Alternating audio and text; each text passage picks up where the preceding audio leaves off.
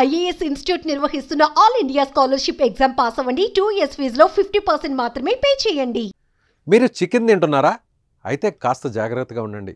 మీరు ఇష్టంగా తినే కోడి కూరతో మీ ఆరోగ్యం పాడవచ్చు. వారానికి ఒకరోజే, అది కూడా సండేనే కదా అని తిన్నా కూడా అనారోగ్యానికి గురి కావచ్చు. ముక్క లేనిదే ముద్ద దిగని వారంతా ఒక్కసారి ఈ వీడియో చూడండి. తర్వాత బాయిలర్ కోడిని ఎలా తినాలో తెలుసుకోండి. అసలు తినాలో వద్దో తినకూడదో కూడా నిర్ణయించుకోండి. చికెన్ అంటే ఎవరికి ఇష్టం ఉండదు? చాలామందికి ఇష్టం. చిన్నపిల్లల నుంచి ముసలి వాళ్ళ వరకు ఎక్కువగా ఇష్టపడే నాన్ వెజ్ చికెన్. కొందరు వారానికి 2-3 సార్లు తింటే మరికొందరు డైలీ తమ కంచంలో పెట్టుకొని లాగిచ్చేస్తుంటారు. వేడి వేడిగా తింటూ ఆనందపడిపోతారు. ఇది టేస్టీ అండ్ ఎంబీగా ఉండే హెల్తీ ఫుడ్ అని అందరూ భావిస్తుంటారు. నిజమే, చికెన్ మంచి హెల్తీ ఫుడ్డే, ఎక్కువగా పోషకాలు ఉండే ఆహారమే. కానీ ఆరోగ్యవంతమైన కోడి మాంసంతోనే మాత్రమే మనకు లాభం. కానీ చాలామందికి తెలియని విషయం ఏంటంటే బాయిలర్ కోడి మాంసంతో అనారోగ్య సమస్యలు వస్తున్నాయని, ఇష్టం వచ్చిన రీతిలో తింటే కొన్ని రోజుల్లో షెడ్డుకు వెళ్లాల్సిందేనని తెలుసుకోలేకపోతున్నారు. మీరు ఎలా చెబుతున్నారు? ఏంటి ఆ సమస్యలని మీకు డౌట్ రావచ్చు. ఈ విషయాన్ని నేనేమి సొంతంగా చెప్పడం లేదు. నేషనల్ ఇన్స్టిట్యూట్ ఆఫ్ న్యూట్రిషన్ శాస్త్రవేత్తలు చేసిన పరిశోధనలో వెల్లడైన విషయాన్ని మీ ముందుకు తీసుకొస్తున్నాను. అసలు వారు చేసిన పరిశోధనలు ఏంటి?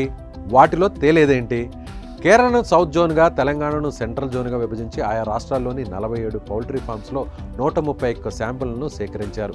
వాటిని పరిశీలించగా విస్తుపోయే నిజాలు బయటకొచ్చాయి. ఈ 2 రాష్ట్రాల్లో అమ్ముతున్న బాయిలర్ కోళ్లలో యాంటీబయోటిక్స్ను తట్టుకునే ప్రమాదకరమైన బ్యాక్టీరియా వృద్ధి చెందుతుందని తేలింది.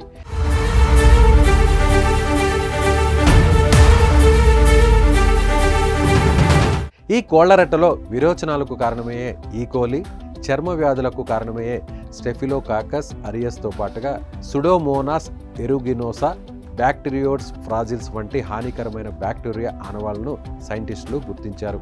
ఈ బ్యాక్టీరియా మానవుల్లో యాంటీబయోటిక్ ట్రీట్మెంట్కు సవాల్ విసురుతోంది. దీనికి కారణం ఏంటంటే పౌల్ట్రీ ఫామ్స్లో కోళ్లకు అవసరమున్నా లేకపోయినా యాంటీబయోటిక్స్ను విచక్షణారహితంగా ఇవ్వడమే. కోళ్లు త్వరగా పెరిగేందుకు, రోగాల బారిన పడి చనిపోకుండా వాటికి యాంటీబయోటిక్స్ ఇస్తుంటారు. దీంతో ఏఎంఆర్ అంటే యాంటీ మైక్రోబయల్ రెసిస్టెన్స్ వృద్ధికి కారణమవుతుంది. మరి ఈ చికెన్ తింటే మనకేమవుతుంది?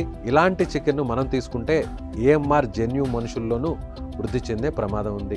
జన్యువు మనుషుల్లో వృద్ధి చెందితే న్యూమోనియా, కలరా, ఫుడ్ పాయిజనింగ్ వంటి తీవ్రమైన అనారోగ్యానికి గురిచేసి ట్రీట్మెంట్ చాలా కష్టమవుతుంది. అయితే సరిగా ఉడికించకుండా తింటేనే ఈ ప్రమాదం ఎక్కువ.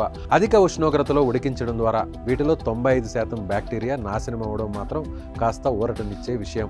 తెలంగాణతో పోలిస్తే కేరళలోనూ యాంటీ మైక్రోబయల్ రెసిస్టెన్స్ జన్యువు తీవ్రత ఎక్కువగా ఉన్నట్లు సైంటిస్టులు డాక్టర్ శోభి వేలేరి, సంయుక్త కుమార్ రెడ్డి తెలిపారు.